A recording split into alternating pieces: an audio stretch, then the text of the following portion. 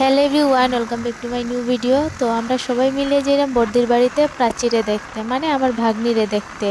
তো তাই তো অসুস্থ আসলো কয়েকদিন আগে, তো এখন বাড়িতে আইসে। আর মা পরশুদিন আইসুন তারা বাড়ির থেকে, আর আমরা এখন যাইলাম তাইরে দেখতে। তারপরে এখন যাইমু আমরা স্কুটির খানি খাওয়াইতে। তো স্কুটির যদি খানি না দেই তো আমরা তো লিয়া যাইতো না। আর এখন আমরা খানিটা খাওয়াইলাই। তো স্কুটির তেল ভরা শেষ, এখন আমরা আবার রওনা দেবো বর্দির বাড়ির উদ্দেশ্যে। আর আমার মামাম তো খুব খুশি গাড়ি চড়িয়া, তাই যে যার গাড়ি করিয়া, তো তাই খুব খুশি হয়েছে। তারপরে দেখো আমরা আই গেছি ধর্মনগর। এখন আমরা আই গেছি দিঘির পাড়ে। আর দিঘির মধ্যে যে শিপটা আছে এটা আমি একদিনই দেখছি না সামনাসামনি। গাড়িতে যাওয়া আসার সময় দেখা হয়, কিন্তু সামনাসামনি দাঁড়ায় যে অল্প একটু সময় দেখবো, তো এটা আর দেখা হয়েছে না। তবে দেখার ইচ্ছা আছে, তবে দেখবো একদিন।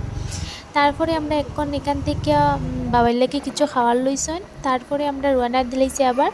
তো দেখো আগলাপুরের রাস্তাতে আই পড়ছি। তো সামনেই তারা বাড়ি। তো চলো তারা বাড়িতে যাই।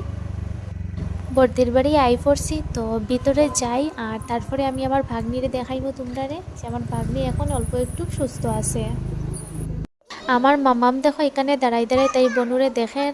আর প্রাচী তাই মাসির সাথে কথা হর। আর দেখো কয়েকটা দিনে তাই কীরকম হয়ে গেছে। আর তাই খেরোর কুলে যায় না, তাই একলা একলা থাকতে অভ্যাস হয়ে গেছে। তো খেরোর কুলে যায় না, দেখো আমরা এদিকে কান্নাকাটি করে।